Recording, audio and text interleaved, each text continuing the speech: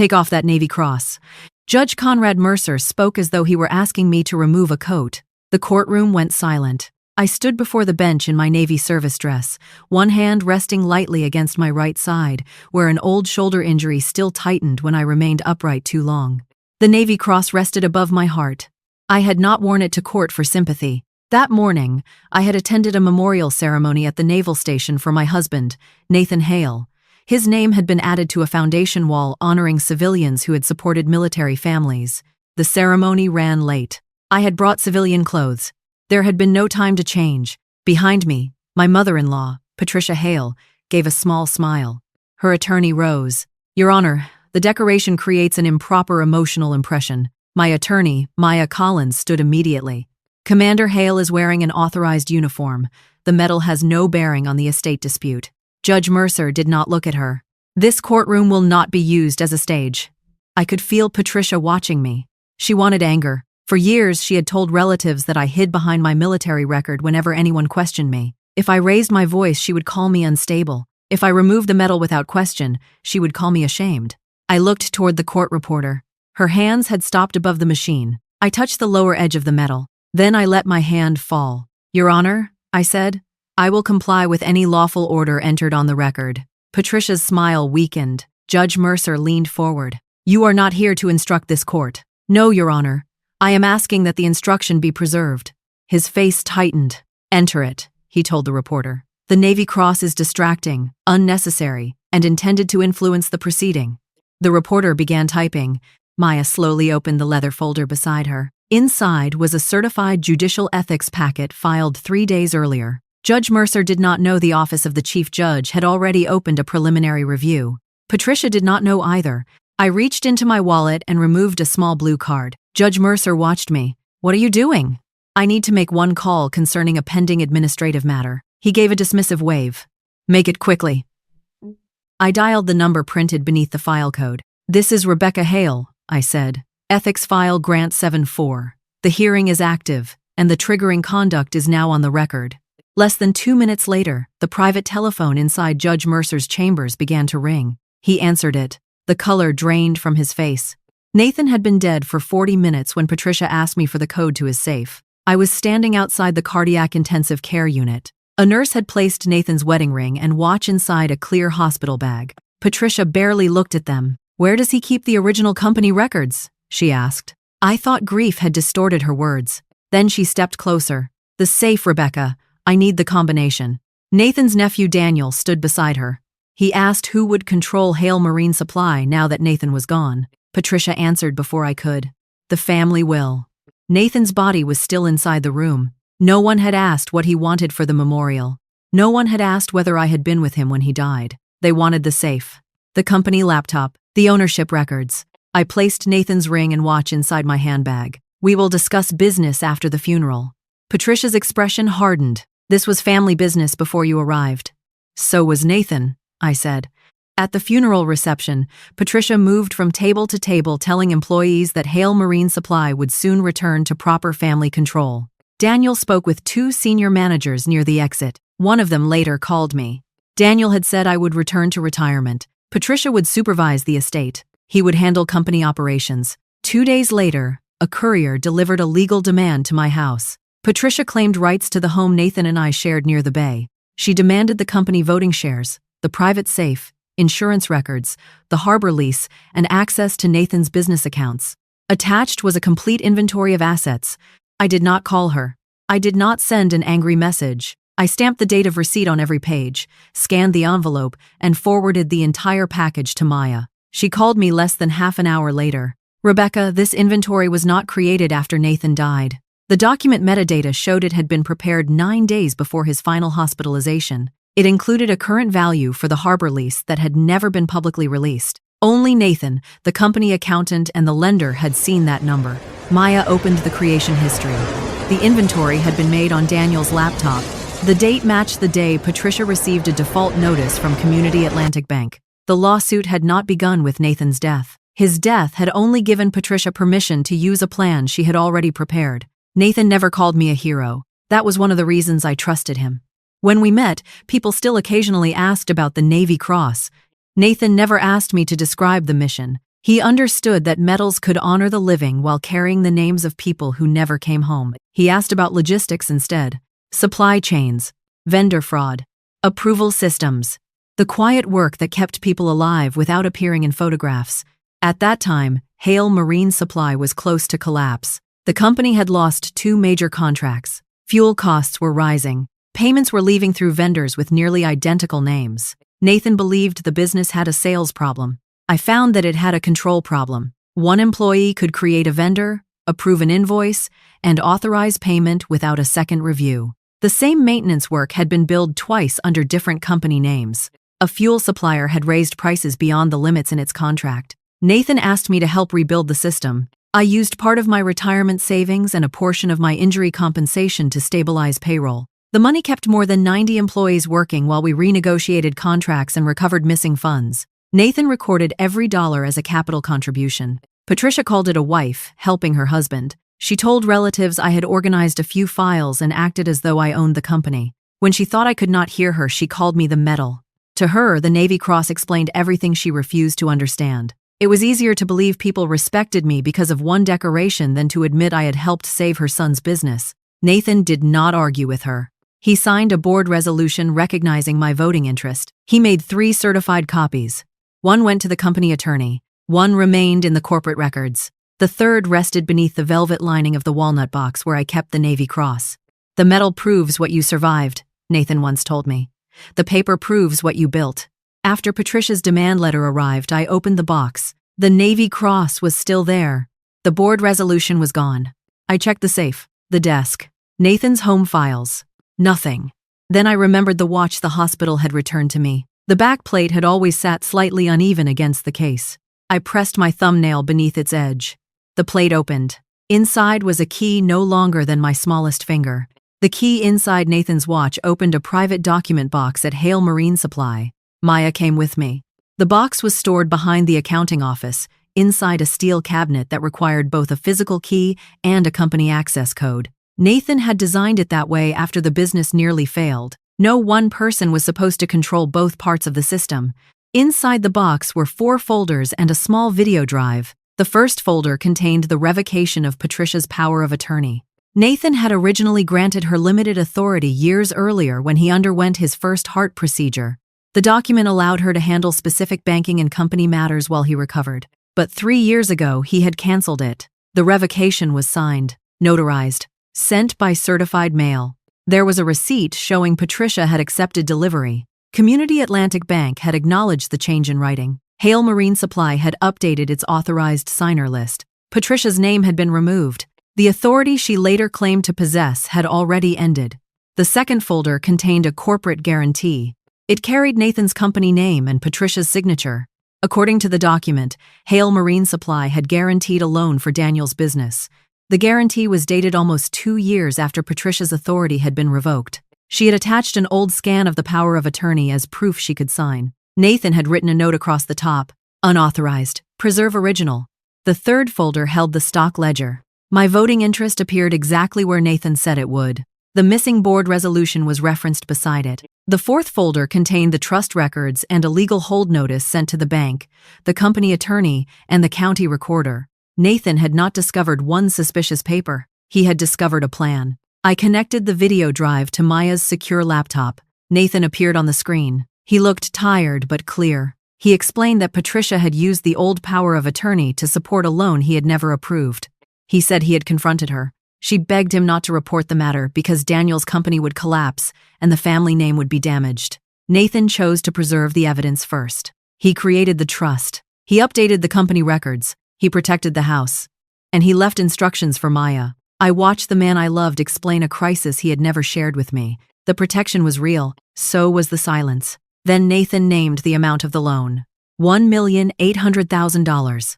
It came due in 5 weeks. Daniel's business had failed long before Nathan died. It had begun as a marine repair company. Within 18 months, it had lost 2 major clients, missed payroll, and fallen behind on equipment payments. Patricia had tried to save it. First, she invested her own money. Then she used her vacation property as collateral. When that was not enough, she signed a personal guarantee. The final loan came from Community Atlantic Bank, $1,800,000. The bank believed Hale Marine Supply stood behind the debt. It did not. Patricia had used the revoked power of attorney and the false corporate guarantee to make the loan appear safer than it was. The bank had issued a default notice. Payment was due in 5 weeks. If the debt was not paid, Patricia risked losing her vacation property, part of her investment portfolio, and several accounts she had pledged personally. That was why she needed Nathan's estate. If she gained temporary control of Hale Marine Supply, she could argue that the company guarantee should be honored. She could refinance the harbor lease. She could force a settlement. Or she could pressure me into using company funds to cure the loan. Maya found an email Patricia had sent to Daniel. Once Rebecca is removed, the company can cure the loan. That sentence stripped away every speech Patricia had made about family legacy.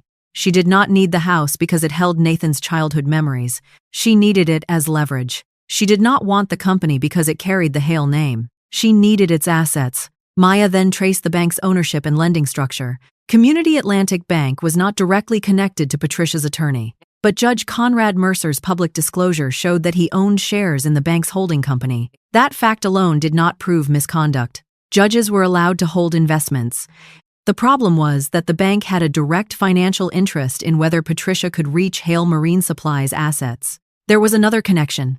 Patricia's attorney and Judge Mercer served on the same country club finance committee. They had known each other for years. Again, that did not prove corruption, but it created a question the judge was required to address openly. Maya prepared a motion asking Judge Mercer to disclose the investment and remove himself from the case if necessary. He denied it without a full hearing. He called the financial interest insignificant. He did not disclose its value. He did not mention the country club relationship. Then a court clerk contacted Maya.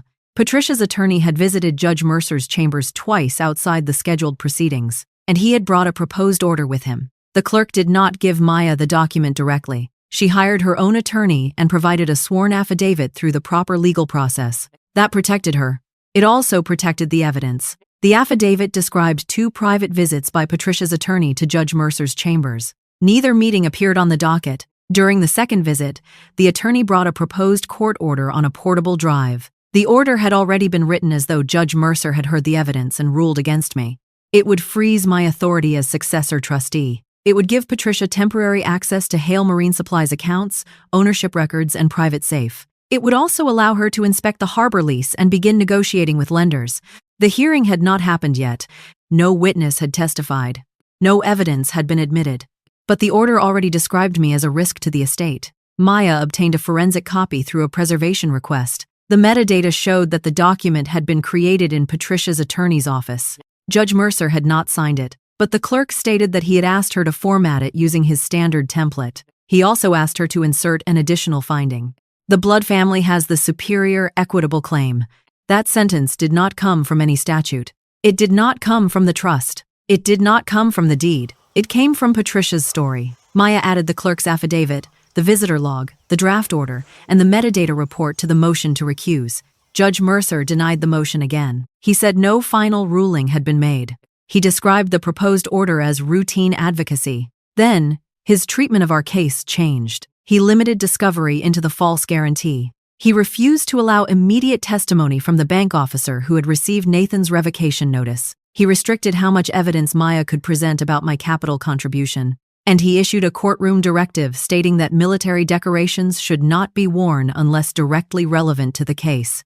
Maya prepared a certified judicial ethics packet. She sent it to the office of the chief judge. The packet included the financial disclosure, the bank connection, the country club relationship, the visitor log, the clerk's affidavit, and the draft order. 3 days later, the office opened a preliminary review. They issued a file number, Grant 74. They also provided a direct telephone number and clear instructions. I was not to call merely because Judge Mercer was rude.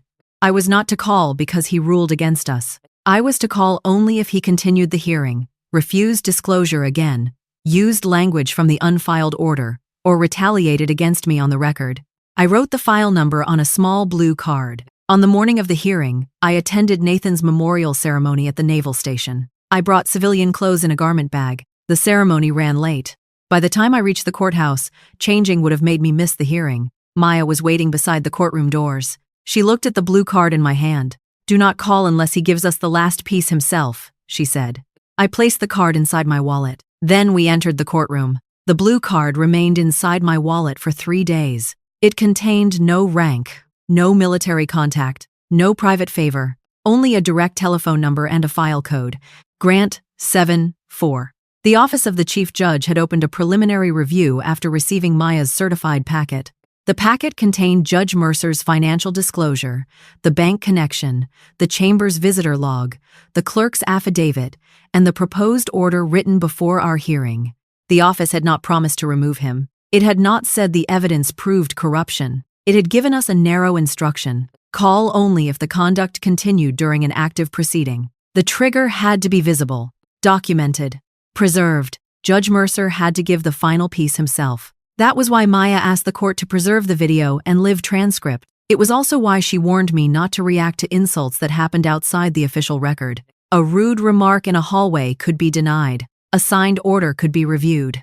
A sentence spoken from the bench and captured by the court reporter could not simply disappear. The morning of the hearing, I attended the dedication ceremony at the naval station. Nathan's name was added to a wall recognizing civilians who had supported military families. He had donated quietly for years. Transportation during deployments, emergency housing, scholarships for children whose parents had not returned. Patricia had never considered that part of his legacy important. It did not carry the Hale name. The ceremony ran longer than planned. A former employee's widow asked me to remain while her husband's photograph was placed beside Nathan's. I had brought civilian clothes in a garment bag. By the time I reached the courthouse, changing would have made me late. Maya waited beside the courtroom doors. She looked at my uniform, then at the wallet in my hand. Mercer issued that directive because he wants a confrontation. I know. If he is merely rude, we continue. I know. If he rules against us, we appeal. I know. She lowered her voice. Do not call unless he uses the unfiled language, refuses disclosure again, or retaliates on the record. I opened my wallet just enough to see the corner of the blue card.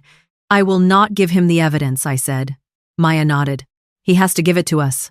The bailiff opened the courtroom doors. Patricia was already seated behind her attorney. When she saw the Navy Cross, she smiled. Patricia testified first. She described Nathan as a devoted son who had been pulled away from his family by a wife obsessed with her career. She said I had spent years leaving him alone.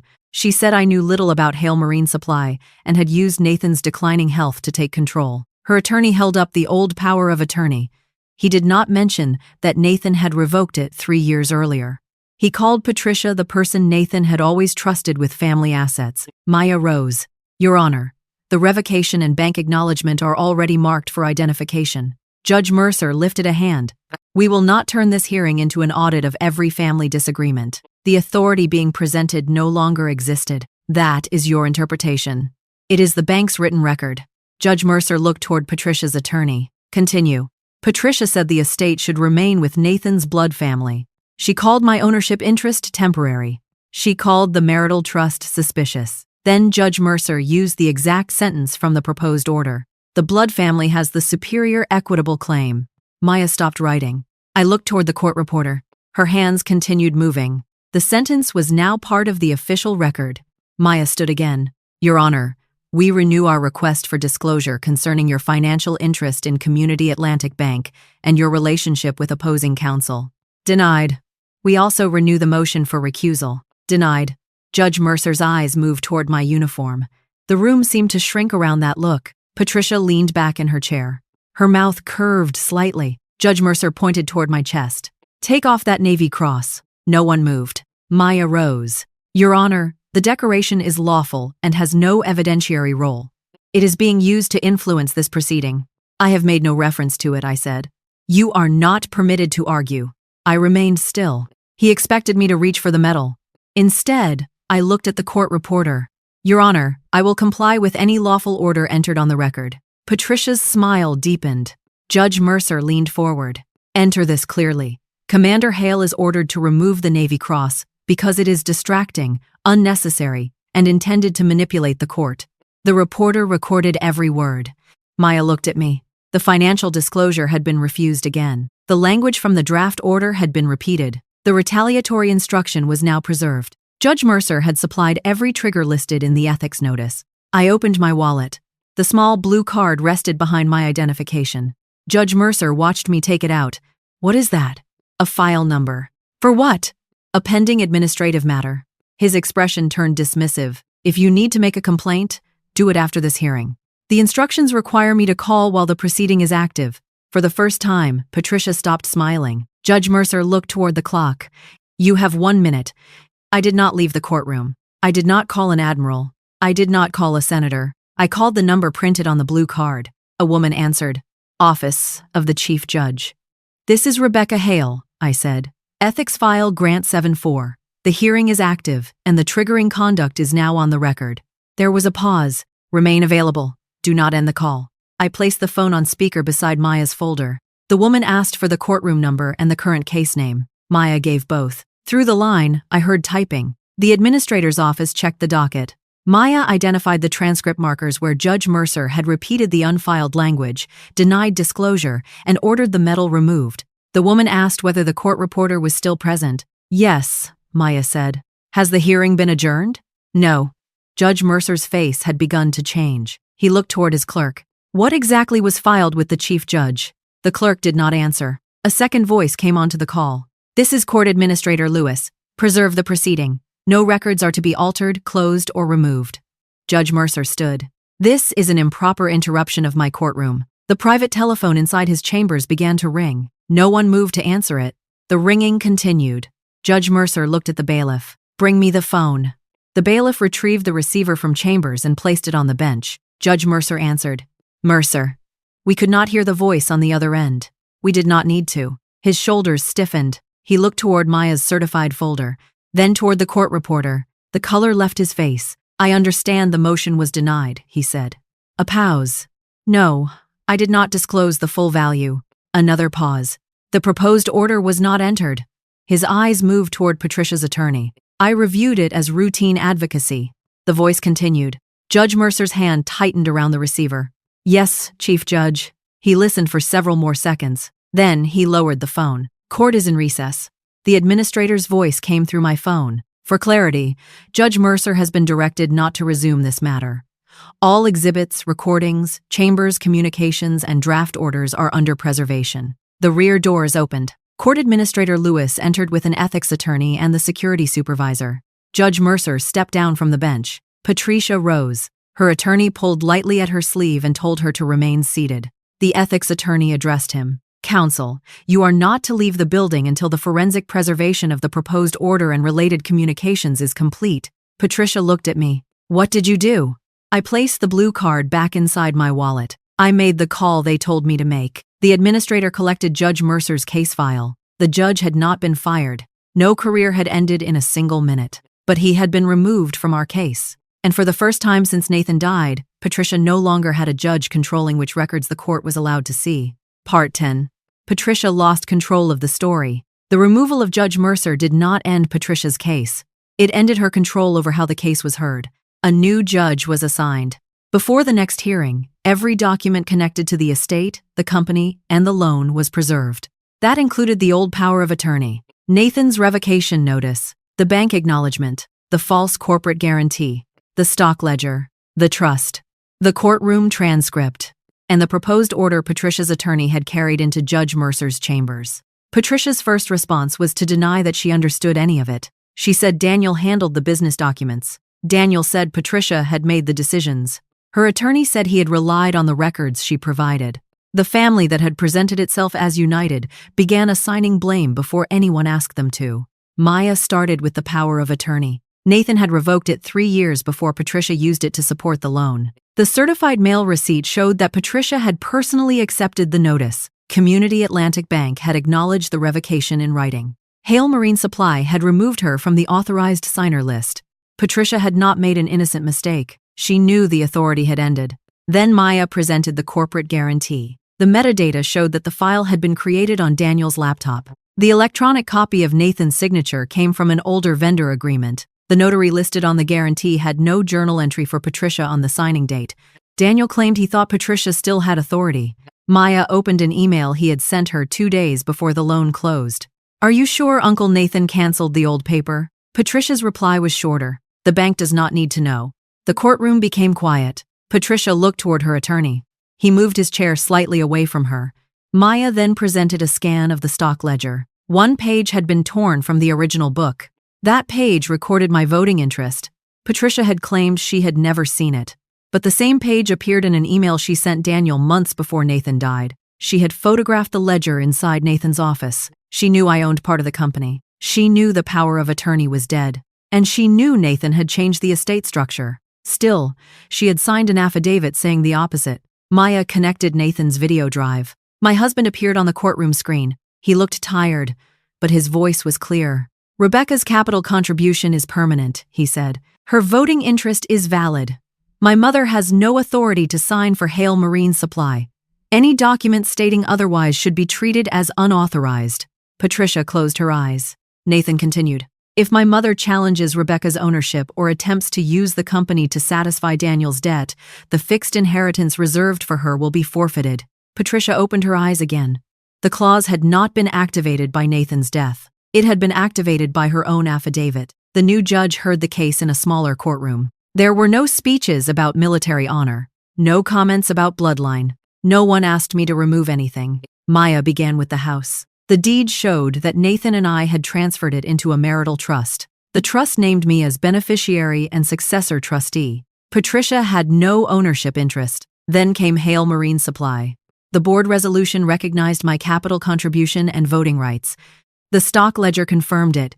The tax returns showed the investment. The bank statements showed the money leaving my account and entering the company during the year payroll almost failed. The accountant confirmed that more than 90 employees had remained paid because of those funds. Next came Patricia's authority.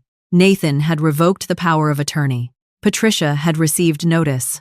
The bank had received notice. The company had received notice. The false corporate guarantee could not bind Hale Marine Supply. The $1,800,000 debt belonged to Patricia, Daniel, and the failed business they had tried to protect. It did not belong to Nathan's estate. It did not belong to the company. And it did not belong to me. The judge rejected Patricia's claim to the house and voting shares. He confirmed my authority as successor trustee. He declared the corporate guarantee unenforceable against Hale Marine Supply. He upheld the forfeiture clause. Patricia lost the fixed inheritance Nathan had reserved for her. She was ordered to pay a substantial portion of the legal costs created by her unsupported claims. The false affidavit, notary irregularities, and guarantee were referred for further review. Community Atlantic Bank turned to the personal guarantees. Patricia's vacation property, her investment accounts, Daniel's equipment, the assets they had actually pledged. Patricia stood before leaving the courtroom. You took my son away from me, she said. Now you are using that medal to take everything else. I looked at her. The medal did not revoke your authority. She said nothing. Nathan did. Judge Mercer's consequences came later. The judicial conduct review lasted several months. Investigators examined his financial disclosure, the bank connection, the private chambers visits, the unfiled order, the clerk's affidavit, and the preserved courtroom video. The final findings described a pattern. He had failed to disclose a financial interest connected to a party with a stake in the outcome. He had allowed contact outside the recorded proceeding. He had reviewed a proposed order before hearing both sides. He had repeated language from that order in court. He had prejudged ownership based on bloodline. And he had used his authority to demean a litigant on the record. Judge Mercer was removed from probate assignments. He lost his administrative duties. While further discipline remained pending, he stepped away from active courtroom work. Later, he left the bench under a disciplinary agreement. One telephone call had not ended his career. It had opened the door to the record he had spent months believing no one would examine. Patricia requested a private meeting after the bank began enforcing her personal guarantee. She arrived with Daniel and a new attorney. Maya sat beside me. Patricia placed a folder on the table. Inside were notices concerning her vacation property, investment accounts, and the remaining balance on the loan. She asked me to waive the forfeiture clause. She asked Hale Marine Supply to refinance part of the debt. She asked me to withdraw the request for legal fees. Daniel said his repair company could survive if I gave them another 6 months. Patricia spoke last. Nathan would not want me to lose my home. I placed the original demand letter beside her folder. It had been delivered 2 days after Nathan's funeral. The letter demanded my house, my voting rights, Nathan's safe, the insurance records, and control of the harbor lease. You were willing to take my home, I said. Patricia looked away. You believe the company should pay Daniel's debt because Nathan was no longer here to stop you. I was protecting my family. So was I. I did not ask for punishment beyond the evidence. I did not demand Patricia lose every dollar she owned. I did not contact reporters or release Nathan's private video to the public, but I did not waive the clause. I did not use company money to cure the loan. I did not withdraw the records. And I did not save Patricia from an agreement she had signed while trying to spend assets that belonged to someone else. She sold the vacation property. Part of her investment portfolio was liquidated. Daniel closed the repair company and surrendered several pieces of equipment to the lender. Hale Marine Supply remained open. I kept the senior managers Nathan trusted. I hired an independent operations director. We strengthened vendor verification, dual approval, and beneficial ownership reviews. No one person could create a vendor, approve a payment, and move company money again. We also increased protection for the employee pension fund. Nathan had spent his final years trying to protect the company without destroying his family. I understood why he had done it. I also understood that silence had allowed Patricia to believe there would never be consequences. One evening, I sat alone in the house near the bay. Nathan's watch rested beside the walnut metal box. I opened the back plate again. Behind the tiny key was a folded piece of paper I had not noticed before. Nathan's handwriting covered one side. "The metal proves what you survived. The records prove what you built." I read it twice. Then I placed the Navy Cross inside the walnut box. The blue ethics card went into the safe with the trust, the stock ledger, and the certified receipts. Not as trophies, as reminders. A system did not protect me because I had worn a uniform. It protected me because Maya had filed correctly, because the clerk had preserved what she saw, because Nathan had documented the truth, and because I had waited until Judge Mercer placed his own conduct on the record. The next morning, I stood at the end of the dock behind the house. I wore no uniform, no medal. The first supply boat left the harbor just after sunrise. Behind me, Hale Marine Supply was still operating. The house was still mine to keep or sell. My life no longer depended on Patricia's permission. She believed one judge could erase everything I had built. Judge Mercer believed one order could make me smaller. They both forgot the same thing. Authority can demand silence. It cannot survive a record that refuses to disappear.